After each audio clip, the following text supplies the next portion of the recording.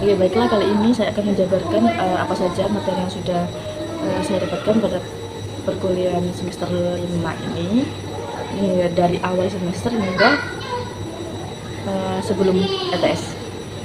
Nah, itu ini menurut versi saya, maksudnya versi yang saya pahami itu mulai dari cara dasar penulisan akademik dan juga tahap pembuatan intro. Terakhir itu tahap pembuatan intro. Jadi untuk mempersingkat waktu, saya akan jelaskan satu persatu. Masuk ke materi awal. Ini materi awal itu seperti yang saya sudah katakan tadi, ini dasar penulisan akademik.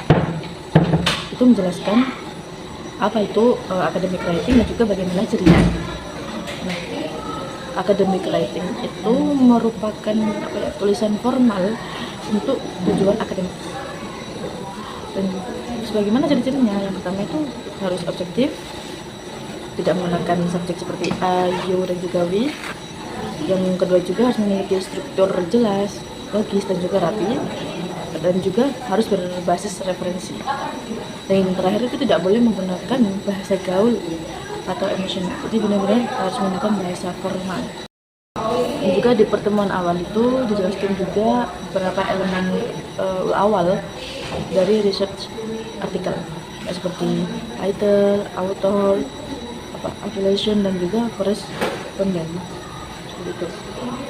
Nah, dari title itu, judul itu harus jelas ya, dan juga kalau author itu penulisnya itu siapa, harus dijelaskan juga.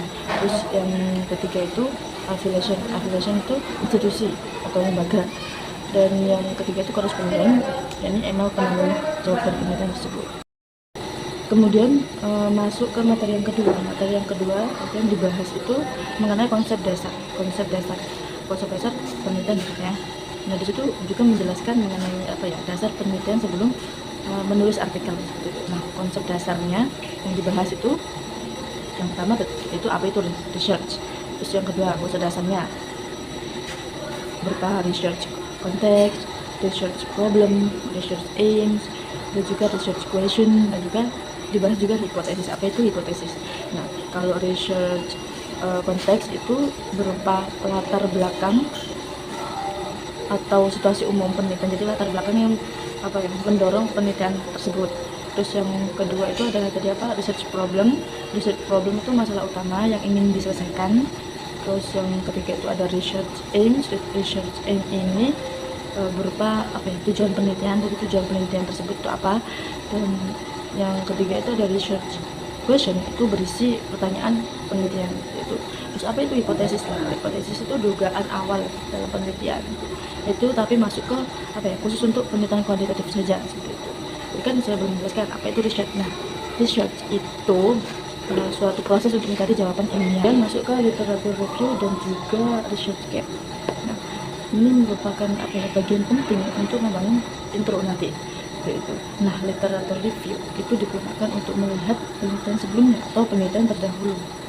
Nah, dimana nanti dari review itu memunculkan gap atau research gap yaitu kekurangan dalam penelitian, dan juga mungkin ada masalah yang belum dibahas atau belum terselesaikan.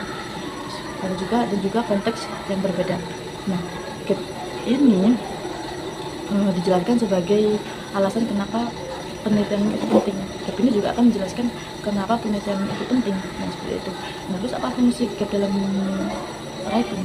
Fungsinya itu yang pertama menunjukkan why the research is needed. Jadi kenapa penelitian itu diperlukan. Terus yang kedua itu juga memberikan ruang untuk kontribusi peneliti. Nah, dan juga di pertemuan ini juga dijelaskan mengenai type of research approach. Jadi tipe-tipenya itu ada dua. Yang pertama itu tipe dari kuantitatif dan juga kualitatif. Kalau kuantitatif itu positivisme dan juga post positif. Dan kalau kualitatif itu pakai controls, seperti itu. Nah, kemudian ciri-ciri dari kuantitatif itu yang pertama fokus pada angka, dan yang kedua itu data numerik, dan yang ketiga itu objektif dan terukur, dan yang keempat itu menggunakan statistik, dan terakhir itu berdasarkan dengan teori positivisme. Nah, kalau berbeda dengan kualitatif, kalau kualitatif itu kan tadi kan, kalau kuantitatif itu fokusnya pada angka, tapi kalau kualitatif itu fokus pada makna. Itu yang pertama. Yang kedua itu data itu berbentuk kata, wawancara, dan juga observasi. Dan yang ketiga itu lebih lebih, kalau tadi kan kalau kuantitatif itu lebih objektif, tapi kalau kualitatif ini lebih subjektif, seperti itu. Dan yang terakhir itu menganalisis pola atau pemahaman sosial. Kemudian juga dijelaskan mengenai tipe-tipe dari data numerik tadi. Itu yang pertama ada nominal, yang kedua itu ada ordinal, dan yang ketiga itu ada interval, dan yang terakhir itu data ratio. Nah, kalau data nominal itu kategori tanpa urutan. Jadi kayak misalnya nama dan juga jenis kelamin, seperti itu. Kalau data ordinal itu lebih ke memiliki urutan atau ranking. Kalau data interval itu ada jarak tetap, tapi ada nol absolut atau suhu. Kalau yang terakhir data ratio itu angka dengan nol absolut. Kemudian dijelaskan juga mengenai instrumen dalam penelitian.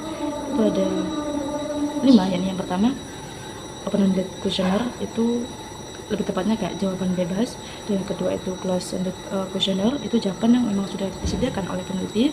Dan yang ketiga itu ada pilot testing atau uji coba instrumen tadi.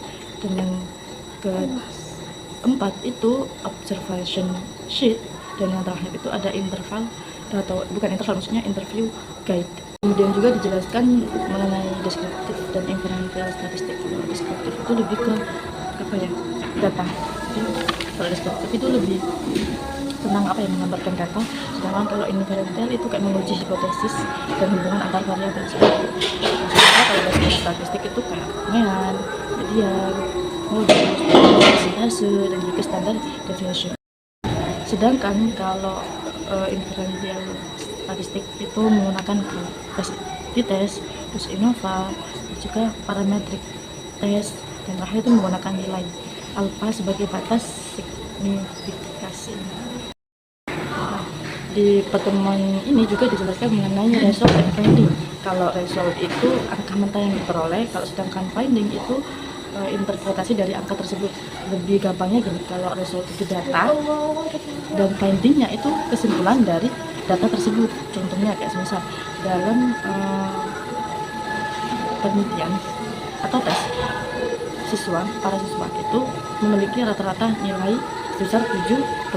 Nah, dari angka 78,5 atau dari rata-rata biasanya disebut dengan mean 78,5 ini, itu disimpulkan, masuk ke finding berarti ya, disimpulkan bahwasanya siswa itu memiliki kemampuan yang baik.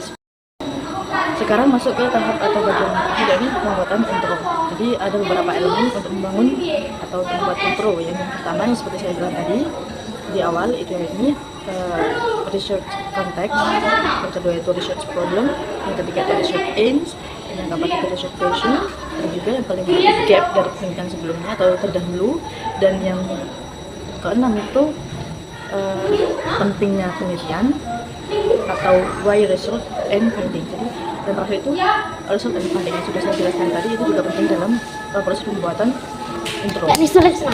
Jadi sekian yang dapat saya sampaikan, kurang lebihnya saya mohon maaf yang sebesar-besarnya.